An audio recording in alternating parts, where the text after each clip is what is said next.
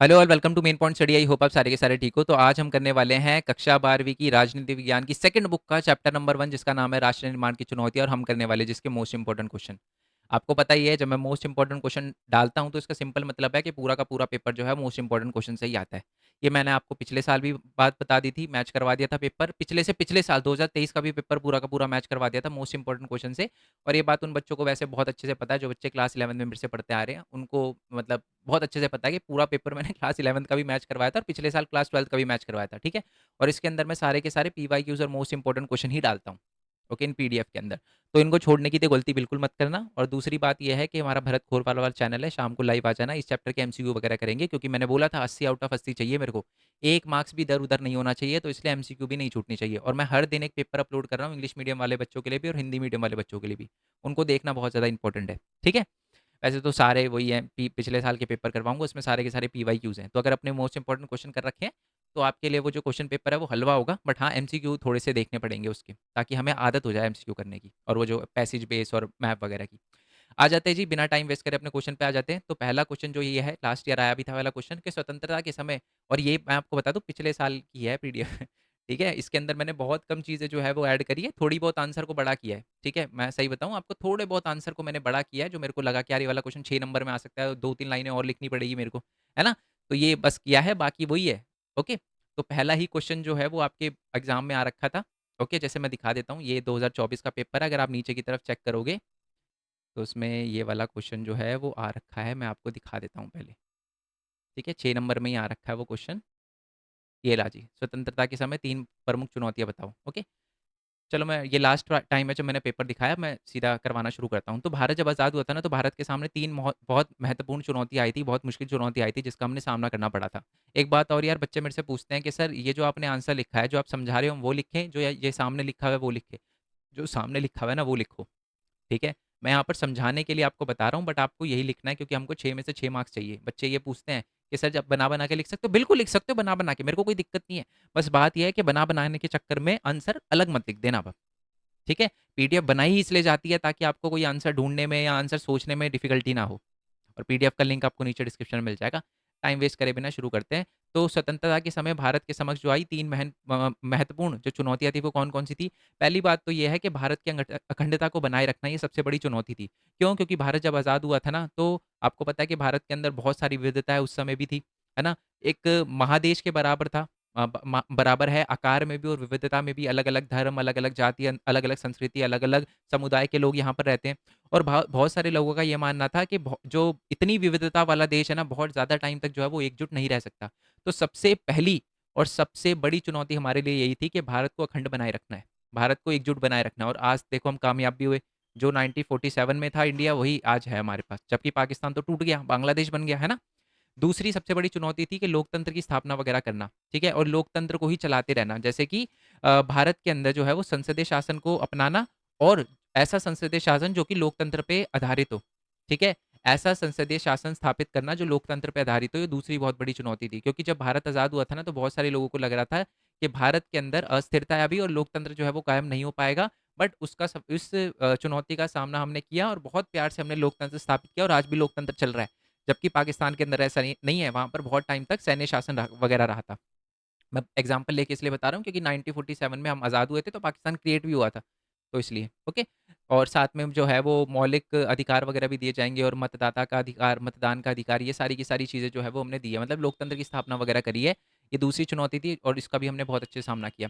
तीसरा था कि एक ऐसा विकास करना जो कि समानता पर आधारित हो, यानी ऐसा ना हो कि कोई पीछे रह जाए। ऐसा नहीं है कि सिर्फ अमीरों लोगों के लिए विकास करना है, सब लोगों के लिए, पूरे संपूर्ण समाज के लिए जो है वो विकास करना है और सबको आगे लेकर जाना है। ये सबसे ज़्यादा महत्वपूर्ण हमारी चुनौती थी। ऐसा ना हो कि कोई पीछे रह जाए, क्योंकि आपको पता है कि जब पाकिस्तान बना था, टू नेशन थ्योरी के बेस पे बना था। ये वाला क्वेश्चन भी आता है कि जो हमारी द्वि राष्ट्रीय सिद्धांत क्या है। द्वि राष्ट्रीय सिद्धांत बोलता है कि हिंदू और मुस्लिम जो है बाय डेफिनेशन दोनों अलग अलग है, और दोनों के लिए दोनों एक देश में नहीं रह सकते, और इसी वजह से जो है वो पाकिस्तान बनाया गया था। ये मोहम्मद अली जिन्ना का कहना था कि दोनों अलग अलग है और एक साथ नहीं रह सकते, जबकि ये बात गलत है।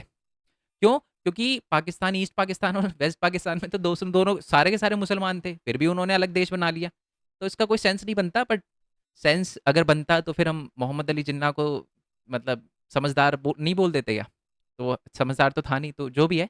समझ आ गई ना आपको बात? तो इसी वजह से जो है वो समानता का, तो इस वजह से ये था कि यार जो यहाँ पर रह गए हैं उनके साथ जो है ऐसा ना हो कि वो पीछे रह जाए, तो इसी के लिए ऐसा विकास करना जिससे उनको भी फायदा हो, सबको फायदा हो। ठीक है? चलो जी, नेक्स्ट क्वेश्चन पे आ जाते हैं। बहुत इंपॉर्टेंट क्वेश्चन है कि रजवाड़ों के भारतीय संघ में विलय में सरदार वल्लभ भाई पटेल की महत्वपूर्ण भूमिका बताइए। यानी जो सरदार वल्लभ भाई पटेल थे, उन्होंने जो भी हमारे प्रिंसली स्टेट थे, जो भी रजवाड़े थे, उनको भारत में विलय करवाने में कितनी अहम भूमिका निभाई थी। सबसे पहले आपको बताना है कि जो सरदार वल्लभ भाई पटेल है, उन्होंने भारत के अंदर जो रजवाड़े थे उनको भारत में मिलाने में बहुत ही ज़्यादा अहम भूमिका निभाई थी।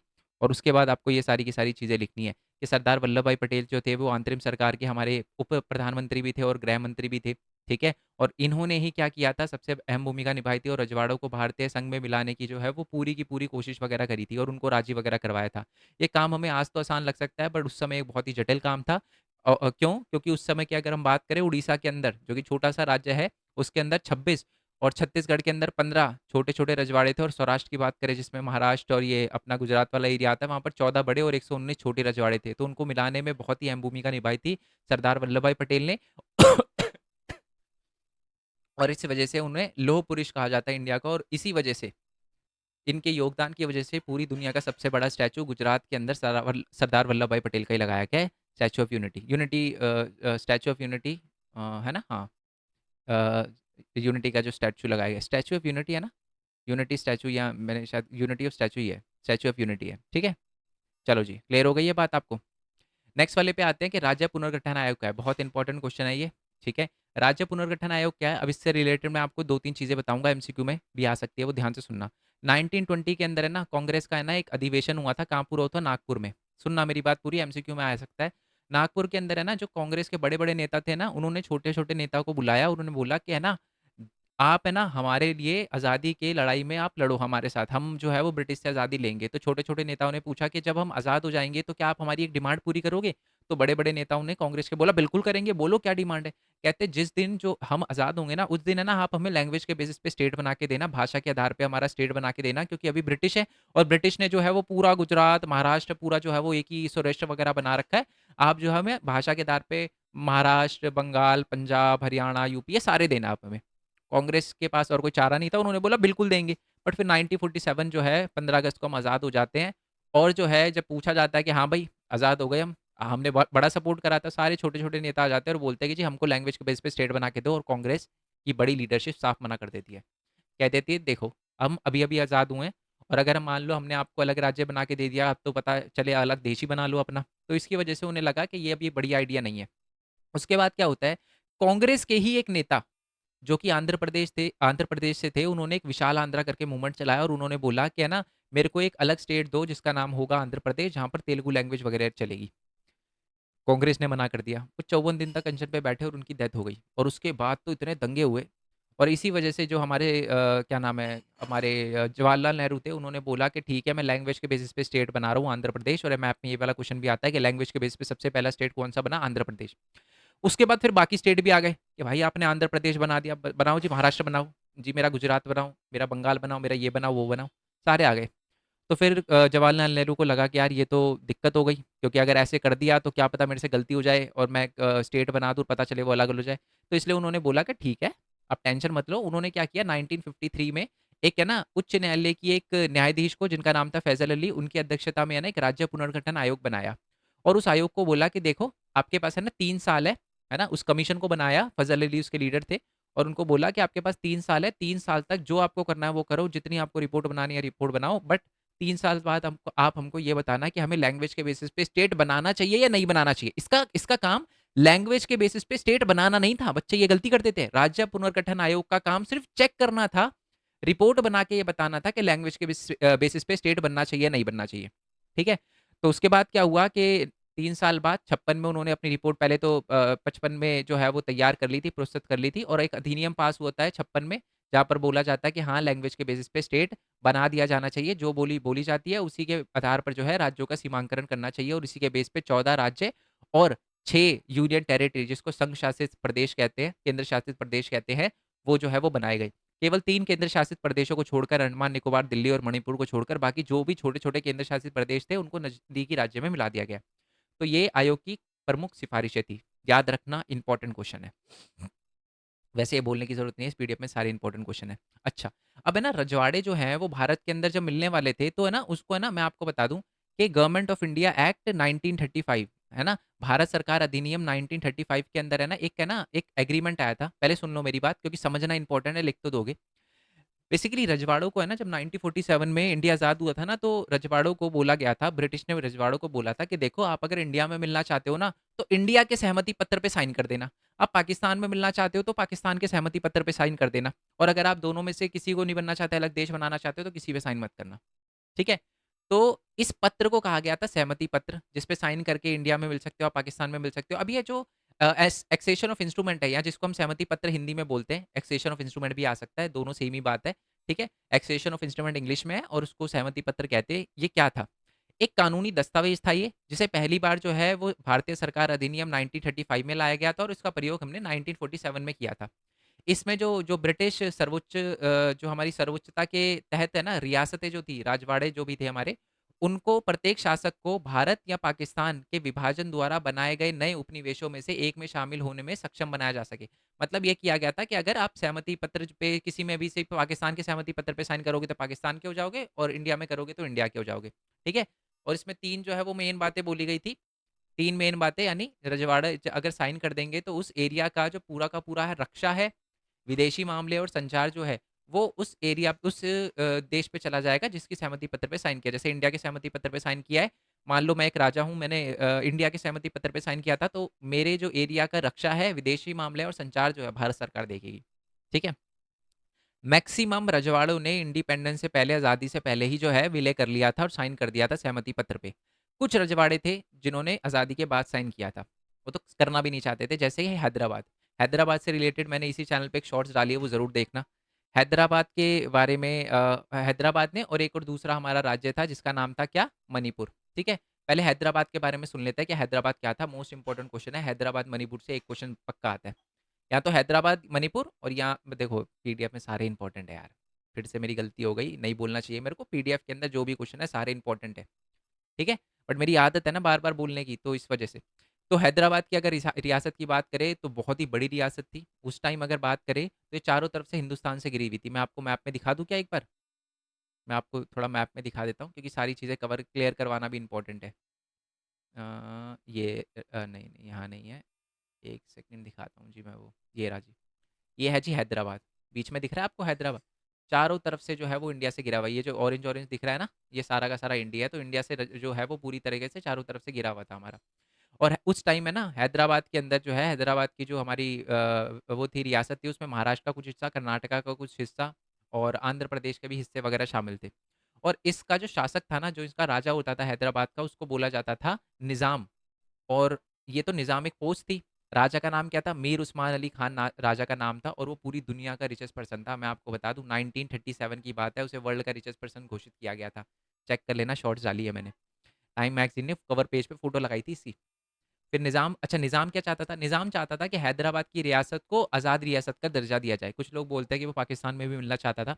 और निज़ाम ने क्या हुआ, सन 1947 के अंदर नवंबर में भारत के साथ है ना एक यथास्थिति बहाल रखने के लिए एक समझौता किया। यह समझौता 1 साल के लिए था। अब ये समझौता क्या था मैं बताता हूँ। ये यथास्थिति मेंटेन करने का मतलब क्या है? बेसिकली जो निज़ाम था वो कह रहा था मेरे को टाइम दो। 1 साल जो स्थिति अभी चल रही है 1 साल तक वही रहेगी, उसके बाद मैं आपको सोच के बताऊँगा कि क्या करना है, क्या नहीं करना। ठीक है? अब इसी बीच क्या हुआ कि भारत सरकार वो पूरे 1 साल में भारत सरकार और हैदराबाद के जो निज़ाम है उनके बीच में बातचीत जारी रही कि जी हमें मिलना है, नहीं मिलना, ये करो, ये सारी चीज़ें जारी रही। और यह हैदराबाद की रियासत के लोगों के बीच निज़ाम के शासन के खिलाफ एक आंदोलन शुरू हो गया। मतलब इसी टाइम में ना हैदराबाद के जो लोग थे, नॉर्मल लोग थे, उन्होंने बोलना शुरू कर दिया कि जी हम आंदोलन कर रहे हैं और हम है ना निज़ाम को बोलना चाहते हैं कि हम है ना भारत में मिलना चाहते हैं। तो आप मिल जाओ, टाइम वेस्ट मत करो। तेलंगाना के इलाकों में जो किसान थे, निज़ाम के दमनकारी शासन पर खास तौर पर दुखी थे। वो जो निज़ाम जो था वो सही नहीं था, है ना? ऑब्वियस सी बात है, इतना रिचेस्ट पर्सन है, एक राजा, तो वो ऐसे ही रिचार्ज थोड़ी ना बना होगा। तो दमनकारी कानून थे उसके, तो लोग जो थे वो बिल्कुल भी खुश नहीं थे। महिलाएँ खासकर जो है थी वो बड़ा परेशान थी, ज़ुल्म का शिकार होती थी उनके। और महिलाओं की बड़ी संख्या इस आंदोलन में आ जुटी थी। कम्युनिस्ट और कांग्रेस ने दोनों ने जो है जो उस समय हैदराबाद के इलाके थे वहाँ पर आंदोलन वगैरह किया था। और आंदोलन को देखकर निज़ाम ने लोगों के खिलाफ एक अर्धसैनिक बल रवाना किया, इसे रज़ाकार कहा जाता था। और इस रज़ाकार ने पता है क्या किया? ये सांप्रदायिक था, मतलब इसने देखा कि यार मुस्लिम कौन है, हिंदू कौन है, और खासकर नॉन मुस्लिम को इन्होंने निशाना बनाना शुरू कर दिया। देखो, रजाकार अव्वल दर्जे के सांप्रदायिक और अत्याचारी थे। इन्होंने क्या किया, जो रजाकार थे उन्होंने खासकर गैर मुस्लिम को खासतौर पर अपना निशाना बनाया। रजाकारों ने लूटपाट मचाई, हत्या करी, बलात्कार वगैरह पर उतारू हो गए थे। ये सारी चीज़ें उन्होंने करी। फिर 1948 में भारतीय सेना ने देखा कि भाई ये क्या हो रहा है, आप हम बातचीत चल रही है ना हमारी, आप उनको मार क्यों रहे हो, मतलब अपने लोगों को। वो क्या कह रहे हैं, वो तो बस यही कह रहे हैं मिल जाओ, आंदोलन कर रहे हैं, करने दो उसको। आपको मार थोड़ना रहे हैं, कुछ कर थोड़ना रहे हैं। और आपने उनको जो है वो रजाकार भेज के इतना गलत किया उनके साथ। तो भारतीय जो सेना थी ना, उन्होंने क्या किया, काबू पाने के लिए हैदराबाद आ पहुंची, है ना। एक ऑपरेशन था, ऑपरेशन, मैं चलो ऑपरेशन का नाम भी बता देता हूँ, ऑपरेशन पोलो नाम था उसका। ऑपरेशन पोलो चलाया गया, और ऑपरेशन पोलो के तहत ही जो है वो हमारा जो हैदराबाद था उसको भारत में पूरी तरीके से विलय करवाया गया। बेसिकली निज़ाम से आत्मसमर्पण करा करा लिया गया था। मतलब ये है, इस निज़ाम को बोला कि भाई आर पार कर दो, साइन कर दो, नहीं तो फिर देख लो जो फिर होगा वो देखा जाएगा। फिर ये वाली बातचीत हो गई, तो हैदर वो समझ गया था निज़ाम कि भाई अब कोई चारा नहीं है, अब तो घुस गई इंडियन आर्मी। तो इस वजह से उन्होंने क्या किया कि एक्सेशन ऑफ इंस्ट्रूमेंट पे साइन कर दिया। ओके। बट आपको लग रहा होगा सर ये तो हमने निज़ाम के साथ तो कुछ कुछ शायद सोच रहे हो कि ये तो निज़ाम के साथ गलत हुआ। गलत वलत कुछ नहीं हुआ। पूरे इंडिया के अंदर यही एक ऐसी, अब आई होप आपने चैप्टर नंबर 6 भी पढ़ा हो इसका।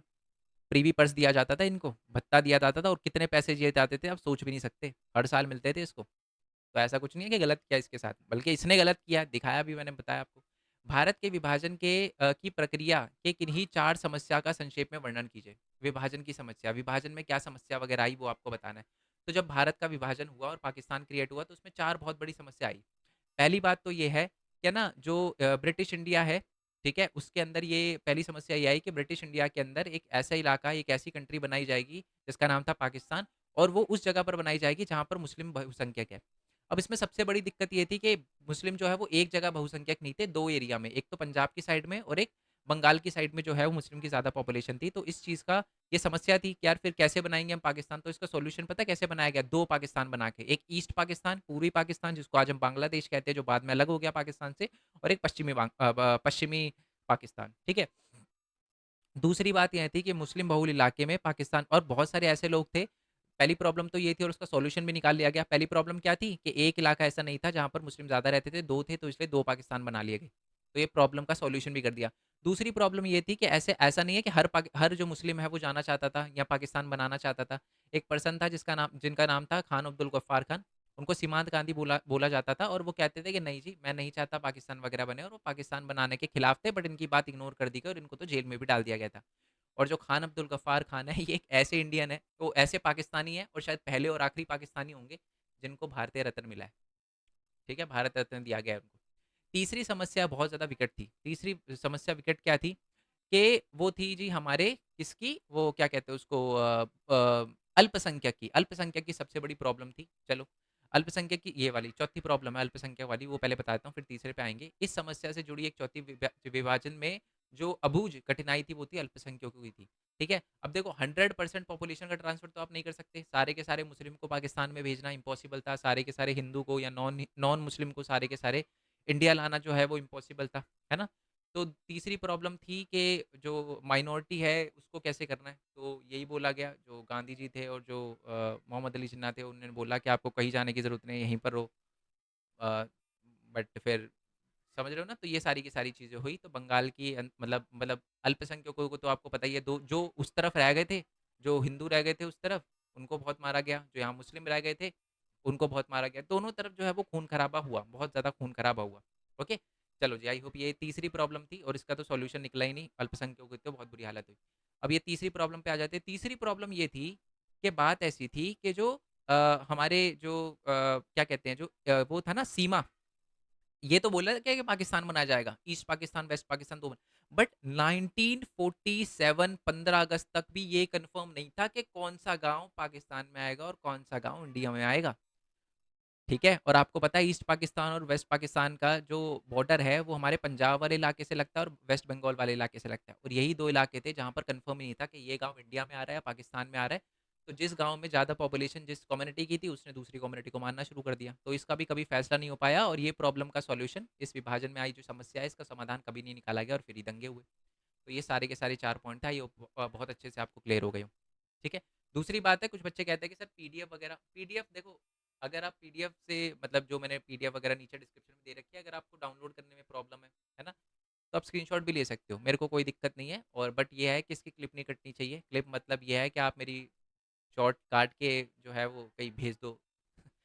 किस कंपनी, समझ रहे हो ना, भेजना नहीं है किसी को। ये मैं इसलिए ही बना रहा हूँ क्योंकि वो 5 मिनट के देखते हैं, तो अब तो नहीं देखेंगे वो वीडियो। बस मैं बता रहा हूँ आपको कि आप स्क्रीनशॉट लेकर भी कर सकते हो लर्न, कोई दिक्कत नहीं है। एक सेकंड, मैं ना इसका वो ऑन कर देता हूँ, ठीक है, क्योंकि जस्ट सेकंड, चलो जी।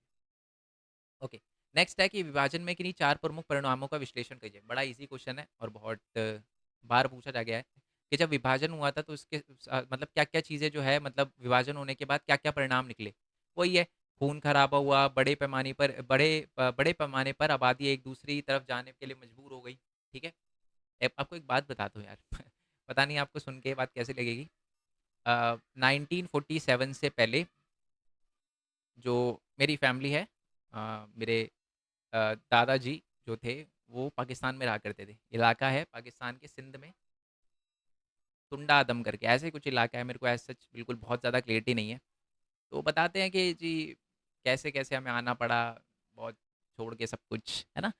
तो बड़ा मतलब सोच, मतलब आप, आपको तो शायद पता नहीं किसने बताई होगी इसकी, तो मैं सुनता हूँ तो मेरे को समझ आता है कि यार बड़ी खराब सिचुएशन थी वहाँ पर, सब कुछ छोड़ के आए, कुछ भी नहीं था। उन्होंने कहा कि बस कुछ भी नहीं था, मतलब सब कुछ ही छोड़ के आ गए। आई होप ये बात आपको क्लियर हो गई हो। ओके, तो विभाजन के समय क्या-क्या समस्या आई, तो एक जगह से दूसरी आबादी दूसरी जगह जो है वो जाने के लिए मजबूर हो गए। ठीक है, अब अच्छा एक बार है ना, एक बंदे ने कहा फिर तो सर आप पाकिस्तान में, अरे गोबर बुद्धि, पाकिस्तान कैसे हो गया यार? देखो, जब इंडिया के अंदर था सिंध, तो हम सिंध में थे। जब पता चला कि ये एरिया इंडिया नहीं है तो आ गए ना वापस इंडिया में। तो ये मत लिखा करो यार, ये मत लिखा करो। मेरी वीडियो की शुरुआत और एंड जय हिंद, जय भारत, वंदे मातरम से होती है। तो ये ज्ञान मत बाँटो मेरे को। नाम ही मेरा भारत है। और बताओ अब क्या चाहिए? चलो, अ, आ जाते हैं जी। विभाजन के परिणाम क्या निकले? एक जगह की आबादी दूसरी जगह जाने के लिए मजबूर हो गई, आपको पता है। दूसरी तरफ जाने के लिए मजबूर हो गई। अब तो ये समझाने की मेरे को ज़रूरत ही नहीं है, समझ ही गए हो आप, है ना? मैं भी चलो। नेक्स्ट है कि धर्म के नाम पर समुदाय एक दूसरे के मतलब खून के जो है वो आतुर हो गए थे कि जी देखूँ मैं किसको मार सकता हूँ। जहाँ हिंदू ज़्यादा मुस्लिम मारे, जहाँ मुस्लिम ज़्यादा हिंदू मारे। तो ये लाहौर और अमृतसर जो है वो खासकर सांप्रदायिक अखाड़े में तब्दील हो गए और वहाँ पर जो है वो मारना वगैरह शुरू किया उन्होंने, है ना? सबसे ज़्यादा खून खराबा लाहौर और अमृतसर में ही हुआ था। नेक्स्ट है कि अल्पसंख्यकों को भी अपने घर छोड़कर भागने पड़े। ये भी एक्सप्लेन करने की ज़रूरत नहीं है मेरे को, कर चुका हूँ मैं। नेक्स्ट है कि सीमा के दोनों तरफ हज़ारों की तादाद में औरतों वगैरह को अगवा किया गया, उनका जबरन शादी करी गई, धर्म परिवर्तन वगैरह करवाया गया, ये सारी चीज़ें करी गई। और नेक्स्ट पॉइंट क्या है कि वित्तीय संपदा के साथ जो टेबल, कुर्सी, टाइपराइटर, पुलिस, ये सारी की सारी चीज़ों का बंटवारा हुआ। ठीक है, जो जैसे कि इंडियन गवर्नमेंट के पास जो भी चीज़ें थी, सब चीज़ों का बंटवारा हुआ और माना जाता है कि 80 लाख से ज़्यादा लोगों को अपना घर छोड़कर एक सीमा पार दूसरे इलाके में जाना जाना पड़ा और 5 से 10 लाख लोगों को अपनी जान गंवानी पड़ी। तो ये सारी चीज़ें जो हुई, वो हमारी पार्टीशन की जो है, वो परिणाम था। इतने बंदे हिटलर ने भी नहीं मारे होंगे जितने मोहम्मद अली जिन्ना ने अपने एक डिसीजन से मार दिए, है ना? कि पाकिस्तान क्रिएट करेंगे। तो और लोग कहते हैं कि जी हिटलर जो है वो बड़ा खराब था। मैंने कहा भाई अभी कभी मिलाओ, मतलब मोहम्मद अली जिन्ना से, फिर बात करेंगे। नेक्स्ट पे आ जाते हैं। आज़ादी की लड़ाई के समय किन दो बातों पर सहमति बनी? दो मेन बातों पर सहमति बनी। पहली बात तो ये है कि आज़ादी के बाद देश का शासन लोकतांत्रिक के जरिए जो है वो चलाया जाएगा, कि लोकतंत्र रहेगा भारत के अंदर, इस बात पर सबकी सहमति थी। दूसरी थी कि एक ऐसा जो है वो शासन चलाया जाएगा, एक ऐसी सरकार बनेगी जो सबके भले के लिए काम करे, खासकर गरीब और कमज़ोर लोगों का ख्याल रखे। ठीक है, और द्विराष्ट्रीय सिद्धांत, ये पर्टिकुलर डेफिनेशन है, विकिपीडिया से ली गई है, ट्रांसलेट करी है, तो वही आपको लिखनी है कि इस सिद्धांत के अनुसार भारतीय मुस्लिम और भारतीय हिंदू दो अलग अलग राष्ट्र है, जिनके अपने अपने रीति रिवाज है, धर्म है, परंपराएं है। इसलिए सामाजिक और नैतिक दृष्टिकोण से मुसलमानों को हिंदू बहुल भारत के बाहर अपनी एक अलग मातृभूमि रखने के लिए सक्षम होना चाहिए, जिसे इस्लाम प्रमुख धर्म हो और उन्हें हिंदू और अन्य गैर मुस्लिम से अलग किया जाना चाहिए, और एक पाकिस्तान कंट्री इसी के बेस पे बनाई गई। मणिपुर का एक सेशन देख लेते हैं कि मणिपुर को कैसे मिलाया गया। तो मैं आपको बता दूं कि मणिपुर का जो राजा था उस समय, उनका नाम था राजा बौद्धचंद, और ये वाली पिक्चर बहुत ज़्यादा आती है। पहली बात तो ये कौन है? ये है राजा बौद्धचंद। ये कौन है? सरदार वल्लभ भाई पटेल। सरदार वल्लभ भाई पटेल बोल रहे हैं कि ये जो आपके हाथ में जो बक्सा है ना, वो दे दो हमें। और इस बक्से पे क्या लिखा हुआ है, अगर मैं आपको जूम करके दिखा दूं क्या? इस पे लिखा हुआ है कि विदेशी मामले दे दो, प्रतिरक्षा दे दो और संचार दे दो। ये 3 चीज़ें हमको जो है वो प्रोवाइड कर दो, बाकी जैसा आप लोगों के साथ कर रहे हो वैसे ही लोगों के साथ करते रहो, कोई दिक्कत नहीं है। तो ये पिक्चर ये दिखा रही है। ठीक है? चलो, अब आ जाते हैं दोबारा से आंसर पे आ जाते हैं हम कि हमने कैसे मणिपुर को मिलाया, ओके? तो राजा बौद्धचंद भारत सरकार के साथ जो है वो भारतीय संघ में अपनी रियासत के विलय में एक सहमति पत्र पर हस्ताक्षर तो कर दिए, और इसी की एवज में यहाँ पर जो है वो आश्वासन दिया गया कि मणिपुर की आंतरिक स्वायत्ता जो है बरकरार रहेगी, हम राजा को नहीं छेड़ेंगे, ठीक है? और जो जैसे अब चल रहा है वैसे ही चलेगा। महाराजा ने 1948 के जून में चुनाव वगैरह भी करवाए, और इसके फलस्वरूप जो है वो पहला राज्य भारत के अंदर मणिपुर था जहाँ पर संवैधानिक राजतंत्र कायम हुआ, और जहाँ पर मतदान वगैरह जो सार्वभौमिक वयस्क मताधिकार के सिद्धांत पर जो है वो वोटिंग वगैरह हुई है, याद रखना। 1 मार्क्स में भी आता है मैप में। मणिपुर के अंदर विधानसभा भारत के विलय पर सवाल गहरे मतभेद थे, ठीक है? जो कांग्रेस थी खासकर मणिपुर के अंदर, वो तो चाहती थी कि भारत के अंदर मिल जाए, बट बाकी जो राजनीतिक पार्टी थे वो खिलाफ थी कि जी भारत के अंदर नहीं मिलना चाहिए, ठीक है? मतलब मणिपुर को।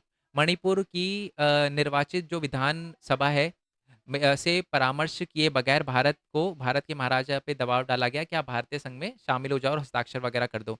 इसलिए बहुत सारे लोग जो है वो आज भी मणिपुर में जो है वो गुस्सा होते हैं, ठीक है? और नाराज़गी है उनके बीच में कि हमसे जो है वो पूछा नहीं गया। मतलब आज भी थोड़ा बहुत असर देखा जा सकता है। क्लियर है? ये पूरा आंसर है। नेक्स्ट आ जाते हैं कि रजवाड़ों को जो विलय कराया गया था तो उसमें सबसे बड़ी-बड़ी समस्या क्या-क्या थी? ठीक है? सबसे पहली समस्या ये थी कि भारत के अंदर बहुत ज़्यादा 565 से ज़्यादा प्रिंसली स्टेट थी, रजवाड़े थे। दूसरी समस्या ये थी कि रजवाड़े जो है वो अपनी मर्ज़ी से चाहे तो भारत और पाकिस्तान में मिल सकते थे, और अगर रजवाड़े भारत के, आप देखो अगर ये सारे रजवाड़े अगर पाकिस्तान में मिल जाते या अलग-अलग देश बना लेते, तो कहा जाता है यहाँ से लेकर गुजरात से लेकर अगर हमें बंगाल जाना हो ना तो हमें 8 वीज़ा लेने पड़ते।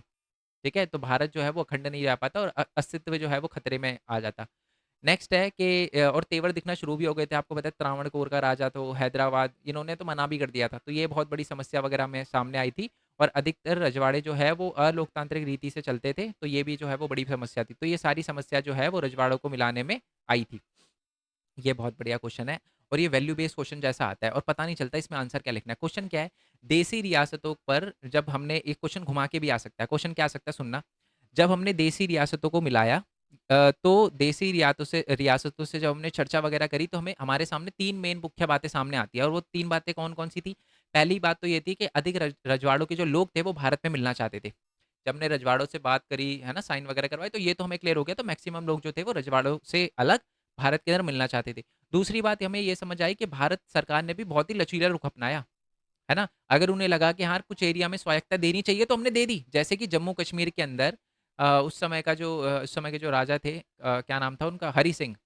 उनको बोला कि जी आप एक्सेशन ऑफ इंस्ट्रूमेंट पे साइन कर दो, तो हरि सिंह ने बोला यार मेरे को थोड़ी स्पेशल पावर चाहिए जम्मू कश्मीर के लिए, तो उनको आर्टिकल 370 दिया गया, बट वो टेम्परेरी था और अभी हटा दिया गया क्योंकि वो टेम्परेरी था। क्योंकि हमें भी पहले 1947 में हमारे जो भी संविधान माते थे उनको पता था, ठीक है? कि यार अगर हमने 370 परमानेंट रख दिया तो कहीं न कहीं ये दिक्कत बन सकता है, तो इसलिए उसको टेम्परेरी रखा गया और आज उसे हटा दिया गया है। तो ये मतलब लचीला, बट अपनाया हमने लचीला रुख ना। उस टाइम हम मना कर देते नहीं जी नहीं दे रहे, तो कभी मिल ही नहीं पाते हम। तो ये वाला। और तीसरी बात है कि विभाजन की पृष्ठभूमि से विभिन्न इलाकों का सीमांकन पर सवाल जो है वो खींचतान जोर पकड़ रही थी, और ऐसे में देश की अखंडता पर सवाल सबसे ज़्यादा अहम हो चुका था। अ, ओके, तीसरी बात तो ये हमें समझ आई थी कि विभाजन की पृष्ठभूमि में विभिन्न इलाके का सीमांकन पर सवाल खींचतान जोर पकड़ रही थी। अच्छा, मतलब जब भारत का विभाजन हुआ था ना, पाकिस्तान जब क्रिएट हुआ था, तो उस समय हमें एक बात समझ आ गई थी कि ये जो है ना वो कहीं न कहीं हमारी भारत की अखंडता वगैरह को बहुत ज़्यादा नुकसान पहुँचाएगा, अगर हमने इन सारे रजवाड़ों को नहीं मिलाया तो। बट एंड में आपको पता है हमने मैक्सिमम रजवाड़ों को 15 अगस्त 1947 से पहले ही मिला लिया गया, और बाकी जो रजवाड़े बचे थे उनको भी मिला लिया गया। लास्ट क्वेश्चन पे आ जाते हैं। लास्ट क्वेश्चन के बाद ये वाला मैप वाला क्वेश्चन है। पहले यही देख लेते हैं कि भारत में आंध्र प्रदेश सबसे पहला लैंग्वेज के बेसिस स्टेट बना था 1952 में, महाराष्ट्र और गुजरात बने थे 1960 में, नागालैंड बना था 1963 में, पंजाब हरियाणा और हिमाचल बने थे 1966 में, मेघालय बना था 1972 में, मणिपुर त्रिपुरा 1972 में, ये भी 1972 में बने थे, और मिजोरम और अरुणाचल प्रदेश 1947 में बने थे। ये सारे के सारे ना पहले असम ही हुआ करते थे, असम का हिस्सा ही हुआ करते थे। छत्तीसगढ़, उत्तराखंड, झारखंड ये 2000 में बने थे, और सबसे न्यू स्टेट जो है ना वो हमारा तेलंगाना है जो 2014 में बना था। ठीक है? अब आ जाते हैं जी ऊपर वाले क्वेश्चन पे। क्वेश्चन ये है कि महात्मा गांधी जी ने विभाजन के दौरान सांप्रदायिक हिंसा को कम करने के लिए क्या कदम उठाए थे? तो 1947 में जब इंडिया आज़ाद हो गया था और पाकिस्तान क्रिएट हो गया था, तो उस समय आपको पता है बहुत सारे दंगे वगैरह हो रहे थे। तो उस दंगे को शांत करवाने में महात्मा गांधी का क्या रोल था? तो उन्होंने अहिंसा और शांति यात्रा वगैरह निकाली, खासकर बंगाल का जो नोआखाली वाला एरिया था, दिल्ली के अंदर जो भी हिंसा वाले एरिया थे वहाँ पर गए, जो भी प्रार्थना सभाएँ थी आयोजित वगैरह करी, अलग-अलग लोगों से मिले, संवाद वगैरह किया, उनकी बातें सुनने की कोशिश करी। तीसरा उन्होंने अनशन वगैरह द्वारा विरोध भी किया था। गांधी जी ने हिंसा को रोकने के लिए उपवास वगैरह भी रखा था। और उदाहरण के लिए जनवरी 1948 में दिल्ली में उनका जो है वो अनशन सांप्रदायिक तनाव को कम करने के लिए किया गया था और अल्पसंख्यक की सुरक्षा के लिए किया गया था। तो ये चीज़ उन्होंने करी हिंसा को कम करने के लिए। तीसरा सीधा हस्तक्षेप वगैरह किया। मतलब उसने उन्होंने खास जो है जहाँ पर आपको दिख रहा था कि यार एक दूसरे से लड़ रहे हैं, खून खराबा हो रहा है, वहाँ पर उस जगह पर जाके उन्होंने जो है वो विरोध किया हिंसा का और शांति से जो है वो अपील करी कि लड़ाई झगड़ा मत करो, शांति से चीज़ें वगैरह को सॉल्व करो। और लास्ट है कि जब 1947 में इंडिया आज़ाद हो गया था ना, तो जो आज़ादी के जो भी उत्सव वगैरह थे, समारोह वगैरह हो रहे थे, उसमें उन्होंने किसी में पार्टिसिपेशन नहीं लिया। उनका मेन ध्यान जो था वो शांति कायम करना था। है ना? हिंसा को शांत कराने के लिए अपनी अपनी अपना पूरा ध्यान केंद्रित रखा उन्होंने। मेन उनका जो है वो यही था। तो इससे पता चलता है उन्होंने बहुत अहम भूमिका निभाई थी खून खराबे वगैरह से बचने के लिए और हिंसा वगैरह को कम करने के लिए। आई होप ये बात आपको क्लियर हो गई हो, सारे के सारे क्वेश्चन क्लियर हो गए हों। मैं डेली सैंपल पेपर डाल रहा हूँ और इस चैप्टर के एमसीक्यू जो है वो आज शाम को करेंगे इसी वाले चैनल पे, ठीक है? आई होप ये बात आपको क्लियर हो गई। मिलते हैं नेक्स्ट वीडियो में, तब तक के लिए थैंक यू सो मच। जय हिंद, जय भारत, वंदे मातरम। Thanks for your support. Bye bye.